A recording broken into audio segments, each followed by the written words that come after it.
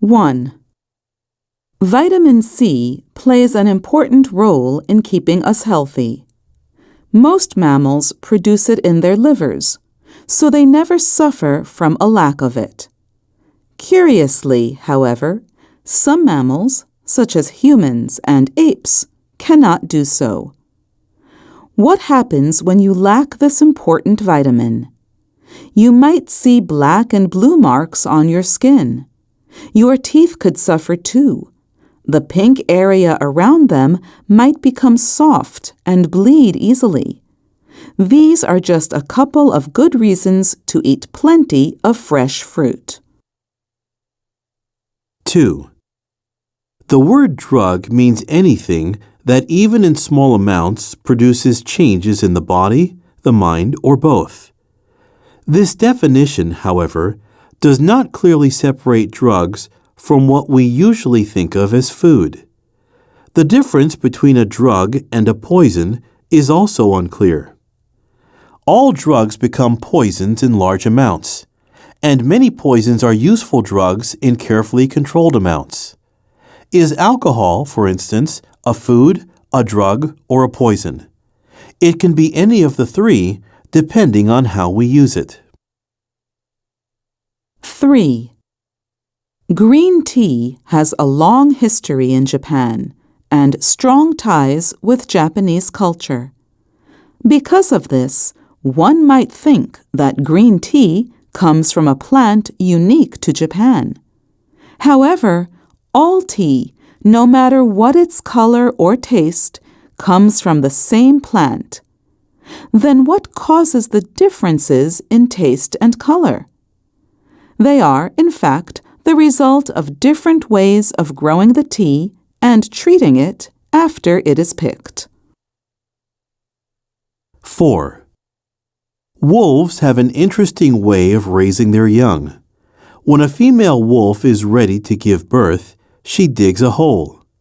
Within this hole, she has her babies. While she is taking care of these babies, other wolves bring her food. After they get a little older, the mother can leave them while she goes off to hunt with other members of the group. Then, instead of the mother, another female will stay behind to guard the young wolves. 5. Physical gestures may have different meanings in different cultures, and misunderstanding these signals can sometimes be embarrassing. I once had an experience which I have never forgotten.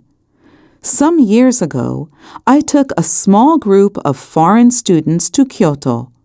I counted them with the index finger, which is common in Japan. But one of them became quiet and looked puzzled.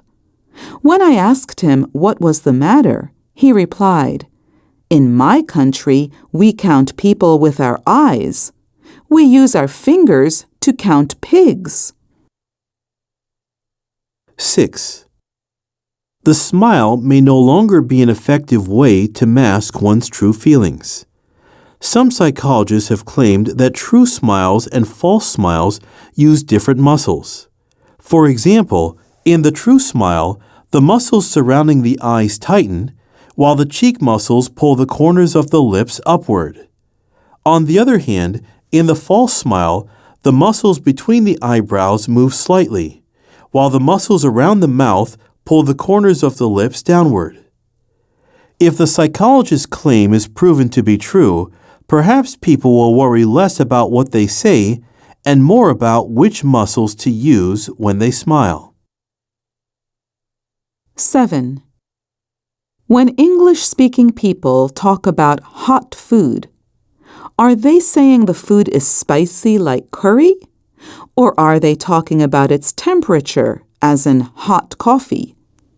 These two different meanings of hot may seem confusing to Japanese students, but as a matter of fact, the word is the right one for describing the way the body responds to spice and heat. A simple explanation would go something like this. When we eat or drink, the same nerves in the mouth react both to spicy chemicals in the food and to a rise in temperature. The English expression, therefore, reflects this fact about the human body. 8. Western clothes have buttons on the right for men. This is convenient because the majority of men are right-handed. It is easier for them to use the right hand when buttoning up. Why then do women's clothes have buttons on the left, even though most women are also right-handed? Is this a kind of discrimination? In fact, there is a reason why women's buttons are on that side. In the past, buttons were quite expensive and only very rich people could afford them. Women in such wealthy families had servants who dressed them. Therefore, to make it easier for the servants, buttons were put on the left. 9. The color purple has often been regarded as a symbol of wealth and power, but the dye used to produce it did not have an elegant beginning. An ancient people living along the coast of the Mediterranean Sea first discovered how to make the dye from murex snails, small sea animals with hard shells. Unlike other snails, murex snails give off a strong-smelling liquid that changes color when it comes into contact with air and light. From this liquid, the people produced the purple dye. If we visit the places where the dye was produced, we might still be able to see the shells of murex snails. Let us hope we cannot smell them. 10. In August of 1771, Joseph Priestley put a small branch of mint into a transparent closed space with a candle, which burned out the air until it soon went out. After 27 days, he lit the extinguished candle again, and it burned perfectly well in the air that previously would not support it. So Priestley proved that plants somehow change the composition of the air. In another celebrated experiment from 1772, Priestley kept a mouse in a jar of air until it collapsed. He found that a mouse kept with a plant would survive. These kinds of observations led Priestley to offer an interesting theory that plants restore to the air whatever breathing animals and burning candles remove, what was later coined by Lavoisier, oxygen. 11.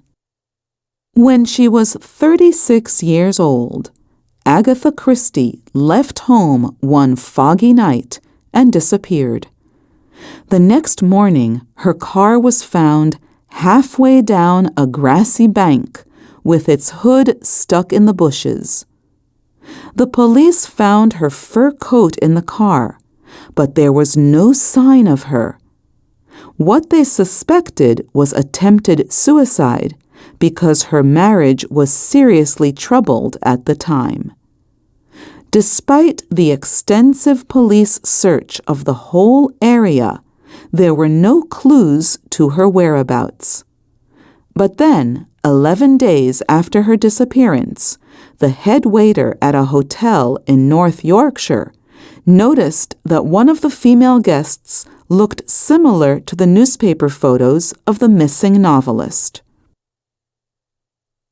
12. He rang the police, and her husband rushed to see her. To his surprise, however, Agatha acted like a completely different person and didn't seem to recognize her husband. He thought she had suffered a memory loss due to stress. In fact, it was a distressful incident for Agatha and was followed by their divorce. But ironically, the incident made her a best-selling novelist. Her next novel, The Big Four, sold 9,000 copies, more than twice as many as any of her previous books. 13. Have you ever thought about what skin does for us? Most of us are aware that skin protects us from liquid, heat, cold, dirt, and bacteria. But that is not its only job. For instance, the skin is where our bodies make the vitamin D that we need. Another function has to do with the sense of touch. Without that sense, we could not feel any difference between rough and smooth surfaces. Skin can even help us determine if someone is sick.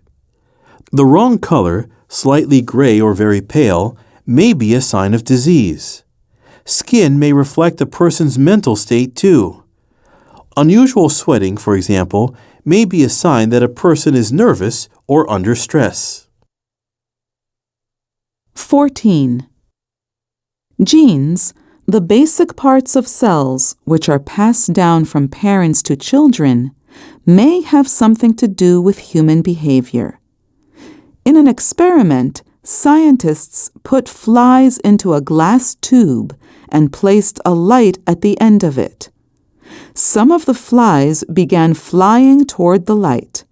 Some began walking, and some did not move at all. On the basis of the flies' actions, they were separated into different groups: flies that love light, flies that like light, and flies that like the dark. The researchers found that these three groups of flies had variations in a particular set of genes. This suggested to the researchers that the variations in these genes might explain the differences in the flies' behaviors. If genes influence behaviors in flies, why not in humans too? 15. There are many benefits of reading books aloud to young children. First, reading aloud is a wonderful opportunity for parents to spend time in close contact with their children. After a busy day, reading a book can be a relaxing way for a family to slow down and communicate. Another important feature of reading aloud is that many books have thoughtful ideas or moral messages. Parents and children can explore these concepts together. In addition, listening to stories helps a child learn vocabulary and sentence structure. Moreover, some researchers believe that reading aloud to a child actually stimulates learning and benefits brain development. Studies have shown that children do better in school when their parents have read to them frequently. Psychologists, doctors, teachers, and librarians encourage parents to read aloud on a regular basis to assist the development of the child and build strong family relationships. 16. Every day, millions of people in offices, supermarkets, and factories worldwide hear background music. For most background music, the soundtracks have been carefully selected to change human behavior. According to research, fast music will not change human behavior as much as slow music. Slow music, for instance, will make customers shop more slowly. The longer they shop in a store, the more they will buy. Background music has also been used with great success in many factories. Fast music does not make employees work faster as some had expected, nor does slow music make them work slower. The main effect of background music is that it reduces work-related stress and helps employees stay interested in their work. This necessarily reduces on-the-job accidents and saves companies money. Next time you hear background music, listen carefully and try to guess which of your behaviors it is trying to change. Chances are that you too are somehow being influenced by background music. 17. Have you ever noticed the different approaches people use to deal with problems? Some people, individualists, generally try to work through problems on their own. Other people, cooperators, tend to approach problem solving as a group matter. Each approach has positive and negative points. Individualists may often be the quickest to find an answer to a problem, and they tend to be willing to take responsibility. However, this approach is not perfect. They may be too committed to a particular position to be able to change their opinions. In this way, the individualist approach may result in difficulties later. Cooperators are valued as team members, in sports or school or work. They tend to be flexible enough to recognize the importance of other points of view when problems arise. This approach, however, can take a long time, which may lead to delays in solving problems. Such difficulties sometimes cannot be avoided with the cooperator's approach. We should learn to recognize the different approaches to dealing with problems. This knowledge can help us build smoother relations between people with different approaches to problem solving. 18. Although cats appear to perform most actions instinctively, they also seem to react to human behavior and adapt themselves to it. For instance, some cats behave as if they understood their owner's feelings. One cat owner told of the time when she lay crying and exhausted on her bed, and her cat put its front legs around her head and comforted her. Cats also sometimes appear to be able to understand the function of many of the things human beings use. For example, some cats, when they bring a captured bird or mouse into the house, put it on a plate or in a dish. There are also cats who know how to open a door by turning the handle. Furthermore, a lot of cats seem to understand what their owners say. A writer tells a story of her cat who used to sleep on top of her word processor. At first, when the cat's tail got in the way of the screen, the owner would push its tail away and say, "Move your tail, please." Eventually, she didn't have to push the tail, but only had to tell the cat to move it. 19. English is a language with an enormous number of words. But how many English words are there? Most dictionaries used by college students have about 200,000 words, while most full-length dictionaries have about 300,000 to 600,000. Meanwhile, an organization called the Global Language Monitor positively claims that there are exactly 1,019,729 English words. But counting the number of words in English is not an easy task.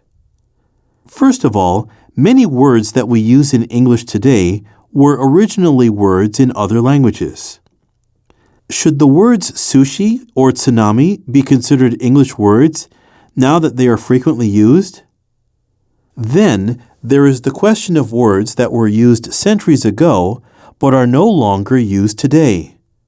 Should they be counted too? What about words that are only used in certain regions of a country? 20. And the list of questions goes on. Should we count the verb, the adjective, the noun, and other forms of a word as separate words? In other words, would drive, driving, and driver be counted as separate words? Should a compound word be counted as one word, or should each of the words in it be counted separately? How about the huge number of technical and scientific terms? Finally, to add to the difficulties of counting words, we need to consider new words that are being created all the time. The constantly changing nature of language is frustrating for anyone trying to count words. But this is also what makes language so interesting. English, like other languages, always offers something new to learn. 21. There is much debate on the origin of the game of football. The Japanese and Chinese claim to have invented a sport similar to modern soccer many centuries ago. In comparison to modern soccer, the Japanese game of kemari was a game that used a large ball stuffed with sawdust. This version used a field which was set up by choosing 4 trees. These trees were usually cherry, maple, pine, and willow. Many large houses in Japan would grow these trees to make a field for kemari. Kemari was normally played with 2 to 12 players. China's version, tsuchu, involved players hitting a leather, fur-stuffed ball into a small hole. As in soccer, no player could use his hands during play. It was considered an honor to be part of a team. The first international soccer, or tsuchu match, is believed to have been held in China around 50 BC. 22. The emperor of the Han Dynasty was an avid early player and fan of tsuchu. This spread the popularity of tsuchu all over China. Some people in China claim that it is even possible tsuchu could go back to 5000 BC. The British claim that soccer was created in the 8th century in Britain. It was not a recreational sport at the time, but a war game. It was a violent game, and serious injury and even death were not uncommon. It was not until 1815, when Eton College set up a series of rules for the game, that it became a less violent sport. At that time, colleges began to play using similar rules. In 1848, the rules were set by Cambridge University. In the Cambridge rules, shin kicking and carrying the ball were forbidden. This is where rugby and soccer developed into 2 different sports. 23. When we watch kittens and puppies playing, we realize that through play they are learning how to live. They learn various physical skills, such as how to jump over barriers without getting hurt. They also learn social interaction. For example, if a kitten bites his sister too hard, she will get angry and bite him back.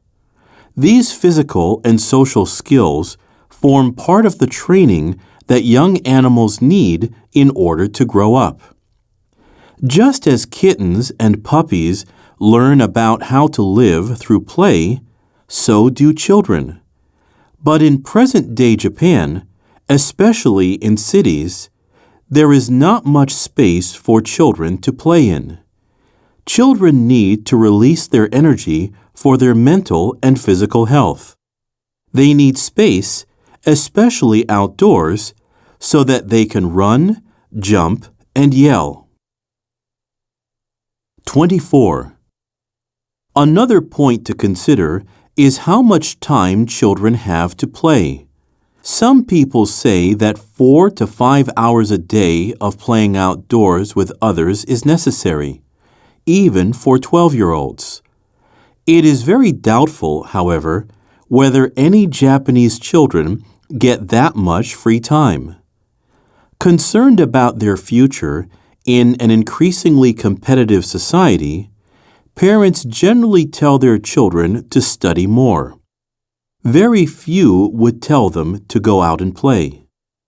What do these children do at home when they are not studying? They tend to spend time by themselves. They play video games or watch TV, for instance. These activities do not teach them how to get along with others. This can only be learned through playing with other children.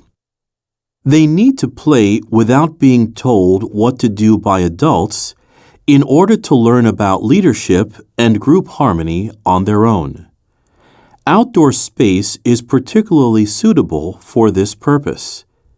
Children need a proper outdoor environment where they can freely spend their time playing with friends. 25.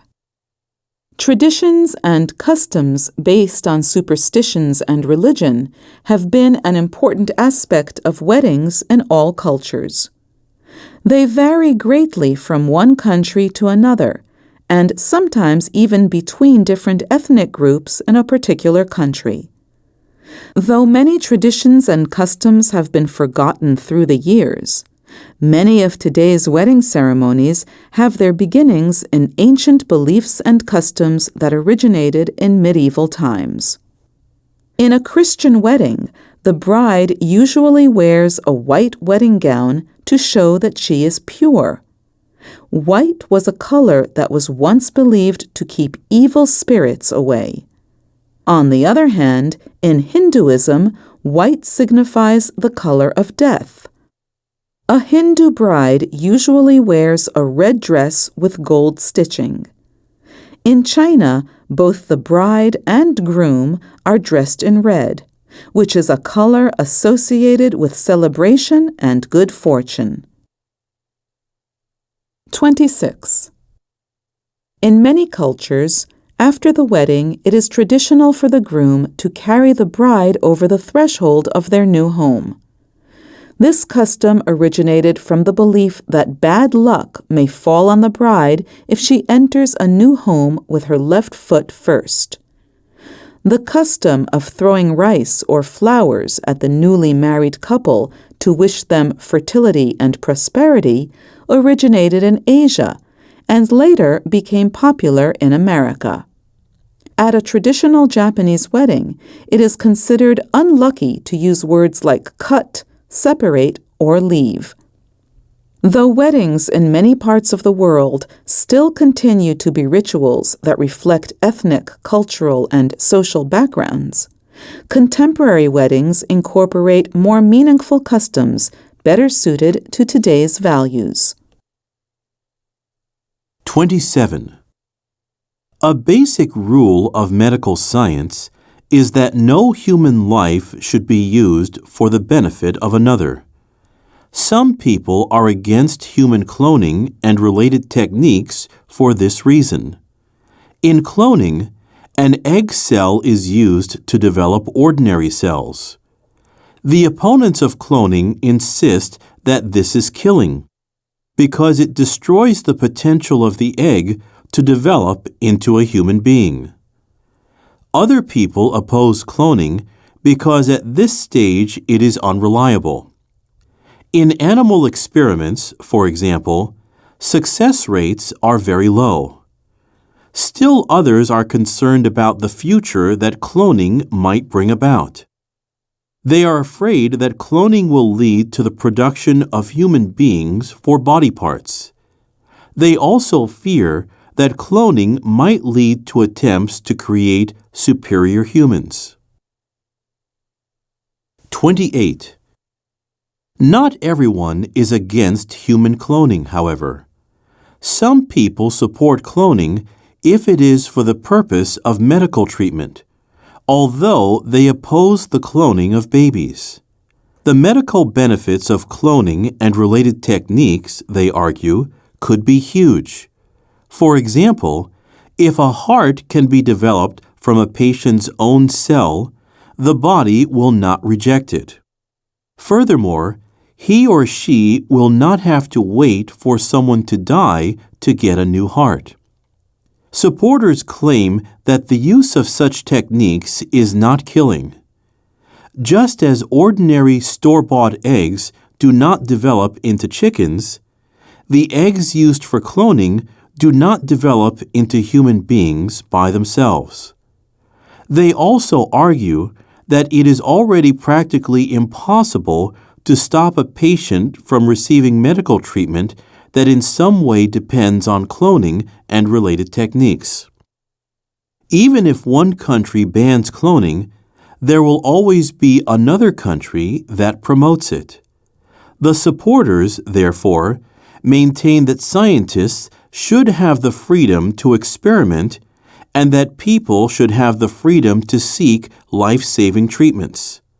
In other words, they feel that cloning should be continued unless it is clearly shown to be harmful. The debate over this issue is likely to go on for some time. 29. When it comes to eating, the United States has a lesson to learn from France.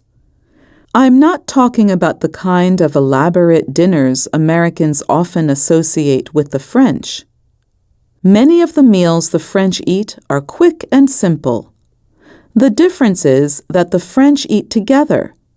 They have managed to preserve a tradition that is good for everyone's health, the family meal. According to the French government's Committee for Health Education, 75% of the French eat dinner together as a family, and many French school children still go home for lunch. These figures haven't changed much in decades.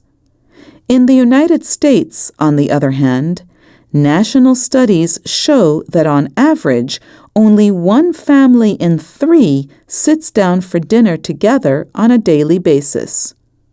Over the last 2 decades, there has been a steady decline in the number of American families that eat together regularly. It looks like the family meal is disappearing. 30. How and why did the family meal start to disappear in the United States? My friends in the United States have various explanations why meals together aren't an option for their families. Parents and children lead hectic lives, and there just isn't time for a sit-down meal. Kids' sports schedules run on into dinner hour. After a long day at work, parents are too tired to cook. Teenagers are off on their own after school. Everyone likes different foods, they say. So what is the point of eating together? Yet, study after study shows that having meals together as a family is good for both adults and children. A University of Michigan study found that mealtime at home was the single strongest factor predicting better achievement scores and fewer behavioral problems for children. Mealtime was far more powerful than time spent in school, studying, worshiping, playing sports, or doing arts activities. Other studies show that children like family meals. In one report, nearly 4/5 of adolescents cited eating dinner at home as one of their top-rated family activities. In a national YMCA poll in 2000, when teenagers were asked about their worries, 21% rated not having enough time with parents as their top concern. 31. The knowledge of mathematics developed rapidly in Europe and North America after the Industrial Revolution. But the study of mathematics was carried out many centuries before in other countries, like China. Over 2,000 years ago, the Chinese began their study of numbers, mostly related to astronomy and the perfection of a calendar. Already as early as 200 BC, they had written a textbook on mathematics that was called The 9 Chapters on the Mathematical Art. Interestingly, the ideas in this book seem to have been developed in China without any influence from Europe or other regions. 32. Various other books on mathematics appeared in the following centuries. But by the 5th century, it seems that the Chinese already had the concept of negative numbers and perhaps also had the concept of zero. Around the 13th century, Chinese mathematicians were solving equations using methods that Europeans would not discover until 500 years later. Unfortunately, near the end of the 14th century, the leaders of China began to be critical of math and science. Because of this change in attitude, people turned away from the study of math to study plants and medicine instead. It wasn't until the 19th century that the Chinese would become interested in math again, but this time under the influence of European mathematical knowledge. 33. The past 30 to 40 years have seen a huge increase in the number of children who suffer from allergies, and scientists are still looking for the explanation. Some have blamed increased air pollution, but it has also been found that allergies are common not only among children in the city, but also among children in the countryside, where pollution is typically much lower. A currently popular explanation for the rise in allergies is the so-called hygiene hypothesis. The basic idea is that young children brought up in an environment which is too clean are more at risk of developing allergies. Nowadays, people bathe and wash their clothes more frequently than in the past. And thanks to vacuum cleaners, homes are less dusty too. One result of all these changes is that in their early lives, children are exposed to fewer allergens, substances that can cause allergies. And this means that their bodies cannot build up natural immunity to them. Simply put, exposure to allergy-causing substances is necessary for natural protection against them to develop. 34. The trend towards smaller families also means that young children encounter fewer allergens in the home. In fact, it is known that children who have older brothers and sisters are more resistant to allergies. The same is true of children who share their home with a pet. Such children are much less likely to develop the very common allergy to cat or dog hair, for example. Scientists agree that being exposed to a wider range of allergens early in life helps children to develop greater immunity. There is, however, also some data suggesting that genetics, family income, and even the parents' level of education may play a part in how likely a child is to suffer from allergies. Thus, although the hygiene hypothesis is an important area for research, we cannot yet be sure that too much attention to cleanliness is the only explanation for the enormous rise in the number of allergy